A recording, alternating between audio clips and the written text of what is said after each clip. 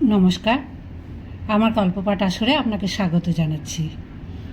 আমার আজকের নিবেদন সত্যজিৎ রায়ের তারিণী খুড়োর কীর্তিকলাপ গ্রন্থ থেকে একটি ভৌতিক গল্প, লখনৌয়ের ডুয়েল।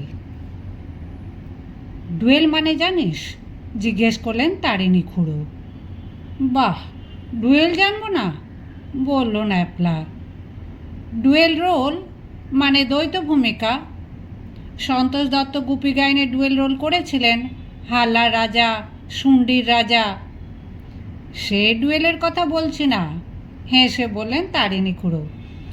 DUAL নয়, DUEL, ডুয়েল, অর্থাৎ দুজনের মধ্যে লড়াই। হ্যাঁ হ্যাঁ, জানি জানি, আমরা সকলে একসঙ্গে বলে উঠলাম। এই ডুয়েল নিয়ে এককালে কিছু পড়াশোনা করেছিলাম নিজের শখে, বললেন তারিণী খুড়ো। 16শ শতাব্দীর শেষ ভাগে ইটালি থেকে ডুয়েলিংয়ের রেয়াজ ক্রমে সারা ইউরোপে ছড়িয়ে পড়ে। তখন তরোয়াল জিনিসটা ছিল ভদ্রলোকদের পোশাকের একটা অঙ্গ, আর ওসি চালনা বা ফেন্সিং শেখাটা পড়তো সাধারণ শিক্ষার মধ্যে। একজন হয়তো আর একজনকে অপমান করলো, অমনি অপমানিত ব্যক্তি ইজ্জত বাঁচাবার খাতিরে অন্যজনকে ডুয়েলে চ্যালেঞ্জ করলো। এই চ্যালেঞ্জ অগ্রাহ্য করাটা রেয়াজের মধ্যে পড়তো না, ফলে শর্ট ফাইট শুরু হয়ে যেত। মান যে বাঁচবেই এমন কোনো কথা নেই, কারণ যিনি চ্যালেঞ্জ করেছেন তিনি ওসি চালনায় তেমন নিপুণ নাও হতে পারেন, কিন্তু তাও চ্যালেঞ্জ করা চাই, কারণ অপমান হজম করাটা সেকালে অত্যন্ত হেয় বলে গণ্য হতো। বন্দুক পিস্তলের যুগে অবশ্যই পিস্তলই হয়ে গেল ডুয়েলিংয়ের অস্ত্র। সেটা অষ্টাদশ শতাব্দীর ঘটনা। এই ডুয়েলিংয়ে তখন এত লোক মরত আর জখম হতো যে এটাকে বেআইনি করার চেষ্টা ইতিহাসে অনেকবার হয়েছে, কিন্তু এক রাজা আইন করে বন্ধ করলেন, তো পরের রাজা ঢিলে দেওয়াতে আবার চালু হয়ে গেল ডুয়েলিং। আর কত রকম তার আইন কানুন। দুজনকেই হুবহু এক অস্ত্র ব্যবহার করতে হবে, দুজনেরই একটি করে সেকেন্ড বা আম্পায়ার থাকবে, যাতে কারচুপির রাস্তা বন্ধ হয়। দুজনকেই দাঁড়াতে হবে এমন জায়গায় যাতে পরস্পরের মধ্যে আন্দাজ 20 গজের ব্যবধান থাকে, আর চ্যালেঞ্জারের সেকেন্ড ফায়ার বলা মাত্র দুজনের একসঙ্গে গুলি চালাতে হবে। তোরা জানিস কিনা জানি না, এই ভারতবর্ষেই না, ভারতবর্ষ কেন, এই কলকাতাতেই আজ থেকে 200 বছর আগে এক বিখ্যাত ডুয়েল লড়াই হয়েছিল। ন্যাপলাও দেখলাম জানে না, সেও আমাদের সঙ্গে মাথা নাড়ল। যে দুজন লড়েছিলেন, বললেন তারিণী খুড়ো, তাদের একজন তো জগৎ বিখ্যাত। তিনি হলেন ভারতের বড়লাট ওয়ারেন হেস্টিংস। প্রতিপক্ষের নাম ফিলিপ ফ্রান্সিস। ইনি ছিলেন বড়লাটের কাউন্সিলের সদস্য। হেস্টিংস কোনো কারণে ফ্রান্সিসকে একটি অপমানসূচক চিঠি লেখেন। ফ্রান্সিস তখন তাকে ডুয়েলে চ্যালেঞ্জ করে। আলিপুরে এখন যেখানে ন্যাশনাল লাইব্রেরি, তারই কাছে একটা খোলা জায়গায় এই ডুয়েল হয়। ফ্রান্সিস চ্যালেঞ্জ করেছেন, ফলে তারই এক বন্ধুকে জোড়া পিস্তল জোগাড় করতে হলো এবং তিনি ফায়ার বলে চেঁচালেন। পিস্তলও চলেছিল একই সঙ্গে, কিন্তু মাটিতে জখম হয়ে পড়ল মাত্র একজনই, ফিলিপ ফ্রান্সিস। তবে সুখের বিষয়, সে জখম মারাত্মক হয়নি। ইতিহাস তো হলো, বলল ন্যাপলা। এবার গল্প হোক। ডুয়েলিং যখন আপনার মাথায় ঘুরছে, তখন মনে হচ্ছে ডুয়েল নিয়ে নির্ঘাত আপনার কোনো এক্সপেরিয়েন্স আছে। খুড়ো বলল, তোরা যা ভাবছিস সেরকম অভিজ্ঞতা না থাকলেও যা আছে শুনলে তাক লেগে যাবে। দুধ চিনি ছাড়া চায়ে চুমুক দিয়ে পকেট থেকে এক্সপোর্ট কোয়ালিটির বিড়ির প্যাকেট আর দেশলাইটা বার করে পাশে তক্তপোষের উপর রেখে তারিণী খুড়ো তার গল্প শুরু করলেন। আমি থাকি তখন লখনৌতে। রেগুলার চাকরি বলে কিছু নেই, এবং তার বিশেষ প্রয়োজনও নেই, কারণ তার বছর দেড়েক আগে রেঞ্জার্সের লটারিতে লাখ দেড়েক টাকা পেয়ে তা সুদেই দিব্যি চলে যাচ্ছে। আমি বলছি 51-এর কথা। তখনও আর এমন ম্যাগির বাজার ছিল না। আমি একা মানুষ, মাসে 500-700 টাকা হলে দিব্যি আরামে চলে যেত। লাটুস রোডে একটা ছোট্ট বাংলো বাড়ি নিয়ে থাকি। পায়োনিয়ার কাগজে মাঝে মাঝে ইংরেজিতে চুটকি গোছে লেখালেখি, আর হজরতগঞ্জের একটা নিলামের দোকানে যাতায়াত করি। নবাবদের আমলের কিছু কিছু জিনিস তখনও পাওয়া যেত। সুবিধের দামে পেলে ধনী আমেরিকান ট্যুরিস্টদের কাছে বেচে বেশ 2 পয়সা লাভ করা যেত। অবশ্যই আমার নিজেরও যে শখ ছিল না তা নয়। আমার বৈঠকখানা ঘর ছোট হলেও তার অনেক জিনিসই ছিল এই নিলামের দোকানে কেনা। এক রবিবার সকালে দোকানে গিয়ে দেখি জিনিসপত্রের মধ্যে রয়েছে একটা খয়েরি রঙের মেহগনি কাঠের বাক্স, 1 হাত লম্বা, 1 বিঘত চওড়া, ইঞ্চি 3 পুরু। ভেতরে কি থাকতে পারে আন্দাজ করতে পারলাম না, তাই জিনিসটার সম্বন্ধে কৌতূহল গেল বেড়ে। নিলামে অনেক জিনিসই উঠছে, কিন্তু আমার মনটা পড়ে রয়েছে ওই বাক্সর দিকে। অবশেষে প্রায় 1 ঘন্টা অপেক্ষা করার পর দেখলুম নিলামদার বাক্সটাকে হাতে তুলে নিয়েছেন। আমি টান হয়ে বসলুম। যথারীতি গুণ কীর্তন শুরু হলো। এবারে একটি অতি লোভনীয় জিনিস আপনাদের কাছে উপস্থিত করছি। এর জুড়ি পাওয়া ভার। দেখুন, এই যে ঢাকনা খুলছি আমি, 200 বছরের পুরনো জিনিস, অথচ এখন এর জেল্লা অম্লান রয়েছে। জগৎবিখ্যাত আগ্নেয়াস্ত্র প্রস্তুতকারক জোসেফ ম্যান্টনের ছাপ মারা এক জোড়া ডুয়েলিং পিস্তল। এই জোড়ার আর জুড়ি নেই। আমার তো দূর থেকে দেখেই হয়ে গেছে ও জিনিসটা আমার চাই।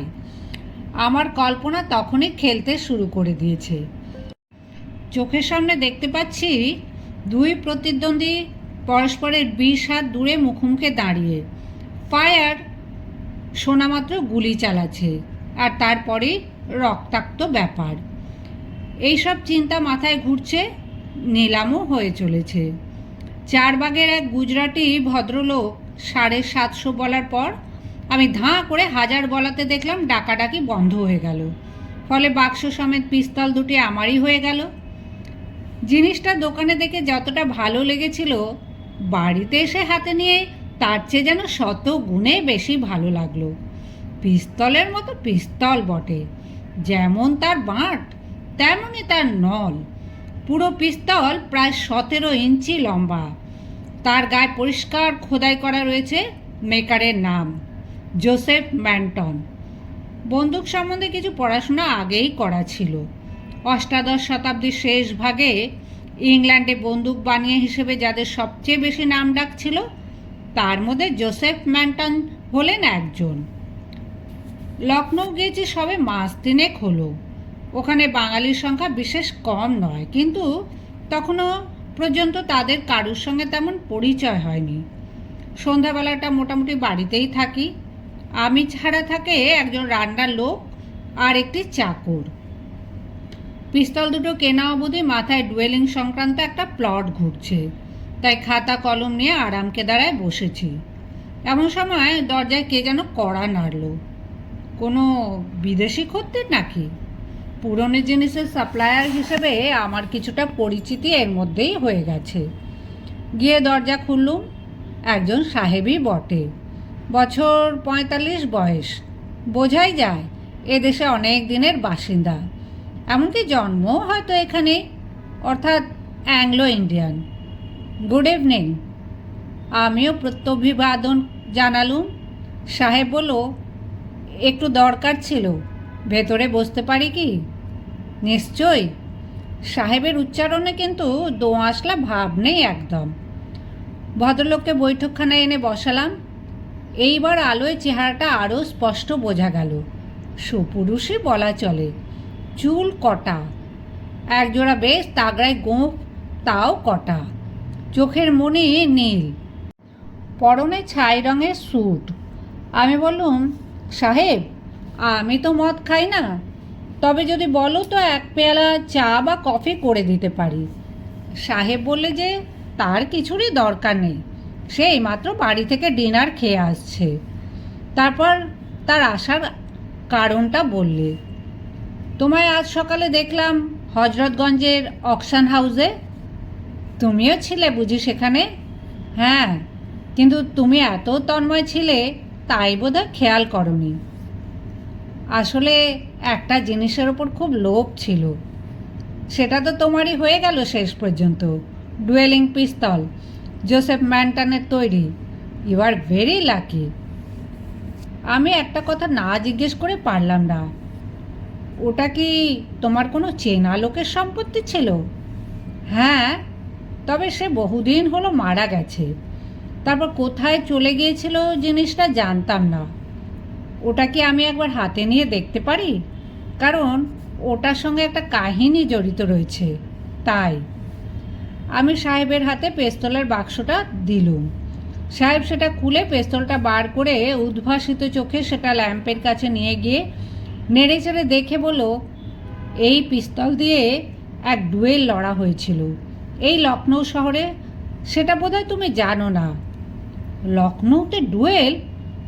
হ্যাঁ, আজ থেকে 150 বছর আগের ঘটনা, একেবারে ঊনবিংশ শতাব্দীর শেষে। সত্যি বলতে কি, আর 3 দিন পরেই ঠিক 150 বছর পূর্ণ হবে, 16ই অক্টোবর। তাই বুঝি? হ্যাঁ, খুব আশ্চর্য তো। কিন্তু ডুয়েলটা কাদের মধ্যে হয়েছিল? সাহেব পিস্তলটা ফেরত দিয়ে আবার সোফায় এসে বসে বললে, সমস্ত ঘটনাটা আমার এমন পুঙ্খানুপুঙ্খভাবে শোনা যে আমি যেন চোখের সামনে দেখতে পাই। ডাক্তার জেরিমায়া হাডসনের মেয়ে অ্যানাবেলা হাডসন তখন ছিল লখনৌয়ের নামকরা সুন্দরী, ডাক সাইটে তরুণী। ঘোড়া চালায়, বন্দুক চালায়, দুটোই পুরুষের মতো। এদিকে আবার ভালো নাচতে পারে, গাইতেও পারে। সেই সময় লখনৌতে এক তরুণ ইংরেজ আর্টিস্ট এসে রয়েছেন, নাম জন ইলিংওয়ার্থ। তার আসল মতলব নবাবের ছবি এঁকে ভালো ইনাম পাওয়া। কিন্তু অ্যানাবেলার সৌন্দর্যের কথা শুনে আগে তার একটা পোর্ট্রেট করার প্রস্তাব নিয়ে তার বাড়িতে গিয়ে হাজির হলো। ছবিও হলো বটে, কিন্তু তার আগে ইলিংওয়ার্থ অ্যানাবেলাকে গভীরভাবে ভালোবেসে ফেলেছে। এদিকে তারই কিছুদিন আগে একটা পার্টিতে অ্যানাবেলার সঙ্গে আলাপ হয়েছে চার্লস ব্রুসের। লখনৌ ক্যান্টনমেন্টে তখন বেঙ্গল রেজিমেন্টের একটা বড় অংশ ছিল। তারই ক্যাপ্টেন ছিলেন চার্লস ব্রুস।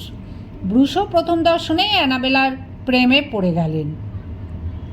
পার্টির 2 দিন বাদে আর থাকতে না পেরে অ্যানাবেলার বাড়ি গিয়ে হাজির হলেন ক্যাপ্টেন ব্রুস। গিয়ে দেখেন একটি অচেনা তরুণ অ্যানাবেলার ছবি আঁকছে। ইলিংওয়ার্থ তেমন জোয়ান পুরুষ না হলেও চেহারাটা তার মন্দ ছিল না। তার হাব ভাবে সেও যে অ্যানাবেলার প্রতি অনুরক্ত, এটা বুঝতে ব্রুসের দেরি লাগলো না। শিল্পী যাত্রাকে ব্রুস এমনিতেই অবজ্ঞা করে। বর্তমান ক্ষেত্রে সে অ্যানাবেলার সামনেই ইলিংওয়ার্থকে একটা অপমানসূচক কথা বলে বসল। ইলিংওয়ার্থের মধ্যে যা গুণ ছিল তার সবই শিল্পীসুলভ গুণ, আর তার প্রবৃত্তিগুলি ছিল কোমল। কিন্তু আজ অ্যানাবেলার সামনে এই অপমান সে হজম করতে পারল না। সে ব্রুসকে ডুয়েলে চ্যালেঞ্জ করে বসল। ব্রুসও খুশি মনে সে চ্যালেঞ্জ গ্রহণ করল। ডুয়েলের দিনক্ষণও ঠিক হয়ে গেল, 16ই অক্টোবর ভোর 6টা। তুমি জানো বোধহয় যে যারা ডুয়েল লড়বে তাদের একজন করে সেকেন্ডের দরকার হয়। আমি বললাম, জানি। এরা এম্পায়ারের কাজ করে, অর্থাৎ লক্ষ্য রাখে যে ডুয়েলের নিয়মগুলো ঠিকভাবে পালিত হচ্ছে কিনা। হ্যাঁ, সচরাচর এই সেকেন্ডটি হয় যে ডুয়েল লড়বে তার বন্ধুস্থানীয় কেউ। লখনৌ শহরে ইলিংওয়ার্থের পরিচিতের সংখ্যা বেশি না হলেও সরকারি দপ্তরের এক কর্মচারীর সঙ্গে তার বেশ আলাপ হয়েছিল। এর নাম হিউ ড্র্যামন্ড। ইলিংওয়ার্থ ড্র্যামন্ডকে অনুরোধ করল একজোড়া ভালো পিস্তল জোগাড় করে দিতে, কারণ ডুয়েলের নিয়ম অনুযায়ী দুটো পিস্তল ঠিক একই রকম হওয়া চাই। এছাড়া ইলিংওয়ার্থের দ্বিতীয় অনুরোধ হলো ড্র্যামন্ড যেন তার সেকেন্ডের কাজ করে। ড্র্যামন্ড রাজি হলো। অন্যদিকে ক্যাপ্টেন ব্রুসও তার বন্ধু ফিলিপ মকসনকে তার সেকেন্ড করলেন। ডুয়েলের দিন এগিয়ে এলো। এর ফলাফল যে কী হবে সে সম্বন্ধে কারোর মনে কোনো সন্দেহ নেই, কারণ পিস্তলে ক্যাপ্টেন ব্রুসের লক্ষ্য অব্যর্থ, আর ইলিংওয়ার্থ তুলি চালনায় নিপুণ হলেও পিস্তল চালনা একেবারে অপটু। এই পর্যন্ত বলে সাহেব থামলেন। আমি ব্যগ্রভাবে জিজ্ঞেস করলুম, শেষ পর্যন্ত কি হলো? সাহেব মৃদু হেসে বললেন, প্রতি বছর 16ই অক্টোবর ভোর 6টায় কিন্তু ওই ঘটনার পুনরাবৃত্তি ঘটে। কোথায়? ঘটনাটা যেখানে ঘটেছিল সেখানে, দিলখুশার পশ্চিমে গুমতি নদীর কাছে একটা মাঠে তেঁতুল গাছের নিচে। পুনরাবৃত্তি মানে? যা বলছি তাই। ওখানে তরশু ভোর 6টায় গেলে পুরো ঘটনাই চোখের সামনে ঘটতে দেখবে। বলছো কি? এ তো ভৌতিক ব্যাপার। আমার কথা মানার কোনো বাধ্যবাধকতা নেই, তুমি নিজেই গিয়ে যাচাই করে এসো 3 দিন পরে। কিন্তু আমি কি জায়গাটা ঠিক চিনে যেতে পারবো? আমি তো বেশি দিন হলো এখানে আসিনি, লখনউয়ের ভূগোলটা এখনও। তুমি দিলখুশা চেনো তো? তা চিনি। দিলখুশার বাইরে আমি 6:45 তোমার জন্য অপেক্ষা করব। বেশ, তাই কথা রইল। সাহেব বিদায় নিয়ে চলে গেলেন। তারপরে খেয়াল হলো যে ভদ্রলোকের নামটাই জানা হয়নি। অবশ্যই উনিও আমার নাম জিজ্ঞেস করেননি। যাই হোক, নামটা বড় কথা নয়, যে কথাগুলো উনি বলে গেলেন সেইগুলিই হলো আসল। বিশ্বাস হচ্ছিল না যে এই শহরেই এককালে এরকম রোমান্টিক একটা ব্যাপার ঘটে গেছে, এবং আমারই হাতে রয়েছে একজোড়া পিস্তল যেগুলো এই ঘটনার একটা বিশেষ ভূমিকা গ্রহণ করেছিল। কিন্তু শেষ পর্যন্ত কার ভাগ্যে জুটলো অ্যানাবেলা হ্যাডসন? এবং আরও একটা প্রশ্ন, এই দুজনের মধ্যে কাকে ভালোবেসেছিল অ্যানাবেলা? আশা করি 16 তারিখের অভিযানেই এই সব প্রশ্নের জবাব মিলবে। ক্রমে এগিয়ে এলো 16ই অক্টোবর। 15ই রাত্রিরে একটা গানের জলসা থেকে বাড়ি ফিরছি। রাস্তায় দেখা সেই সাহেবের সঙ্গে। বলল, তোমার বাড়িতেই যাচ্ছিলাম তোমাকে মনে করিয়ে দেওয়ার জন্য। আমি বললাম, আমি যে শুধু ভুলিনি তা নয়, অত্যন্ত উদ্গ্রীব হয়ে আগামীকাল সকালের জন্য অপেক্ষা করে আছি। সাহেব চলে গেল। ঘড়িতে অ্যালার্ম দিয়ে ভোর 5টায় উঠে 1 কাপ চা খেয়ে গলায় একটা মাফলার চাপিয়ে নিয়ে একটা টাঙা করে বেরিয়ে পড়লাম দিলখুশার উদ্দেশ্যে। শহরের একটু বাইরে দিলখুশা এককালে ছিল নবাব সাদাত আলীর বাগান বাড়ি। চারিদিকে ঘেরা প্রকাণ্ড পার্কে হরিণ চড়ে বেড়াতো। কখনো সখনো জঙ্গল থেকে একাত্তা চিতাবাঘও নাকি এসে পড়তো বাড়ির ত্রিসীমানায়। এখন সে বাড়ির শুধু খোলটাই রয়েছে, তবে তার পাশে একটা ফুল বাগিচা এখনও মেনটেন করা হয়, লোকে সেখানে বেড়াতে যায়। 6টা বাজতে 20 মিনিটে গন্তব্যস্থলে পৌঁছে টাঙাওয়ালাকে বললুম, তুমি যদি আধ ঘন্টা অপেক্ষা করো তাহলে আমি আবার এই গাড়িতেই বাড়ি ফিরে যেতে পারি। উর্দুটা ভালো জানাই ছিল আগেই, তাই বোধহয় খানদানি আদমি ভেবে টাঙাওয়ালা রাজি হয়ে গেল। গাড়ি থেকে নেমে কয়েক পা এগোতেই একটা অর্জুন গাছের পাশে দেখি সাহেব দাঁড়িয়ে আছে। বললে সেও নাকি মিনিট 5 হলো এসেছে। লেটস গো দেন। বলুন, চলো সাহেব, তুমি তো পথ জানো, তোমার পিছু নেব আমি। মিনিট 5 হাঁটতেই একটা খোলা মাঠে এসে পড়লুম।